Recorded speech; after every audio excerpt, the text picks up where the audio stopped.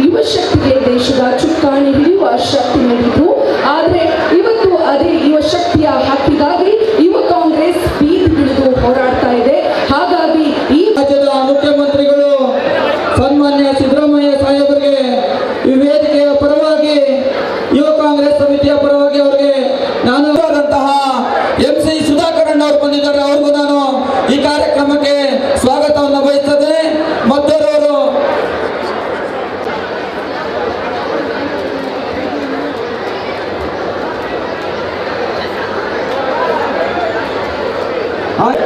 ರಾಜ್ಯದ ಮುಖ್ಯಮಂತ್ರಿಗಳೇ ಇವತ್ತು ಸ್ವತಃ ಅವರೇ ಬಂದು ಈ ಪ್ರೊಟೆಸ್ಟ್ ಕಾರ್ಯಕ್ರಮದಲ್ಲಿ ಪಾಲ್ಗೊಂಡಿದ್ದಾರೆ.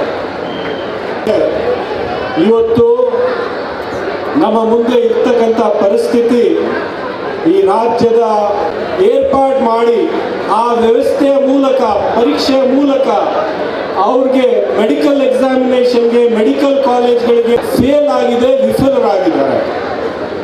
ಇವತ್ತು ನೀಟ್ ಎಕ್ಸಾಮಿನ ಪೇಪರ್ ಲೀಕ್ ಆಗಿದೆ. ತಕ್ಷಣ ಘೋಷಣೆ ಆದ ತಕ್ಷಣ ಈ ಎಕ್ಸಾಮ್ ಆಗುತ್ತೋ ಇಲ್ವೋ, ಈ ಎಕ್ಸಾಮಿನೇಷನ್ ಪೇಪರ್ ಲೀಕ್ ಆಗೋಗ್ಬಿಡುತ್ತೋ, ಮೋದಿ ಸರ್ಕಾರ ಕನಿಷ್ಠ ಒಂದು ಎಕ್ಸಾಮಿನೇಷನ್ ಕೂಡ ಸರಿಯಾದ ವ್ಯವಸ್ಥಿತವಾದಂಥ ರೀತಿಯಲ್ಲಿ ಕೂಡ ನಡೆಸೋದಕ್ಕೆ ಯೋಗ್ಯತೆ ಇಲ್ಲದೆ ಇರ್ತಕ್ಕಂಥ ಸರ್ಕಾರ ಕಾರ್ಯಕ್ರಮ ಮಾಡ್ತಾರೆ. ಆದರೆ ನಿಮ್ಮ ಸರ್ಕಾರಕ್ಕೆ, ಮೋದಿ ಸರ್ಕಾರಕ್ಕೆ ಒಂದೇ ಒಂದು ಪರೀಕ್ಷೆ ಯೋಗ್ಯತೆಯಿಂದ ಸರಿಯಾಗಿ ಒಂದು ಪರೀಕ್ಷೆ 12 ವರ್ಷದಲ್ಲಿ ಎಂದೂ ಪ್ರೆಸ್ ಕಾನ್ಫರೆನ್ಸ್ ಮಾಡಿಲ್ಲ. ಎಜುಕೇಶನ್ ಮಿನಿಸ್ಟರ್ ಕೂಡ ಇಂಥ ಸಂದರ್ಭದಲ್ಲೂ ಕೂಡ ಆಚೆ ಬಂದು ಪ್ರೆಸ್ ಕಾನ್ಫರೆನ್ಸ್ ಮಾಡಿಲ್ಲ.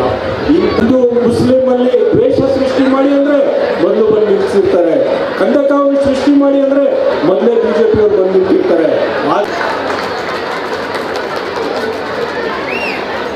ಕಾರ್ಯಕ್ರಮವನ್ನ ಉದ್ದೇಶಿಸಿ ಮಾತನಾಡಿದಂತಹ ಸಚಿವ ಮಿತ್ರರಾಗಿರ್ತಕ್ಕಂಥ ಸುಧಾಕರ್ ಅವರೇ, ಈಶ್ವರ್ ಖಂಡ್ರೇಜಿ ಅವರೇ, ಸುರೇಶ್ ಅವರೇ, ರಮನಾಥ್ ರೈ ಅವರೇ, ಪೊನ್ನನ್ ಅವರೇ, ಇಲ್ಲ ಕಳೆದ ವರ್ಷನೇ ಮಾಡಿದ್ವಿ ನಾವು.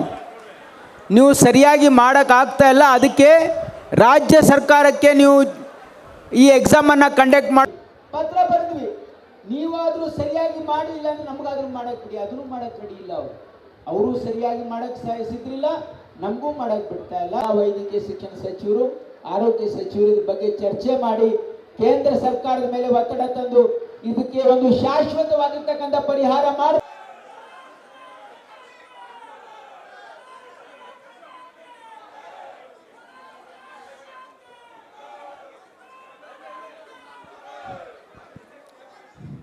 ಕಾರ್ಯಕರ್ತ ಮಿತ್ರರೇ, ಇವತ್ತು ನಾವು ವಿದ್ಯಾರ್ಥಿಗಳ ಹಕ್ಕಿಗಾಗಿ ಹೋರಾಡಲು ಇಲ್ಲಿ ನೆರೆದಿದ್ದೇವೆ. ಇದರೊಂದಿಗೆ ಇಂದಿನ ದಿನ ನಮ್ಮ ದೇಶದ ಇತಿಹಾಸದಲ್ಲಿ ಅತ್ಯಂತ ಭಾವುಕ ಹಾಗೂ ಮಹತ್ವದ ದಿನ ಕೂಡ ಹೌದು.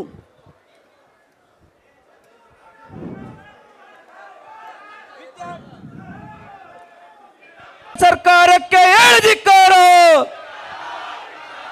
ಕೇಂದ್ರ ಸರ್ಕಾರಕ್ಕೆ ಹೇಳಿದಿಕ್ಕಾರು.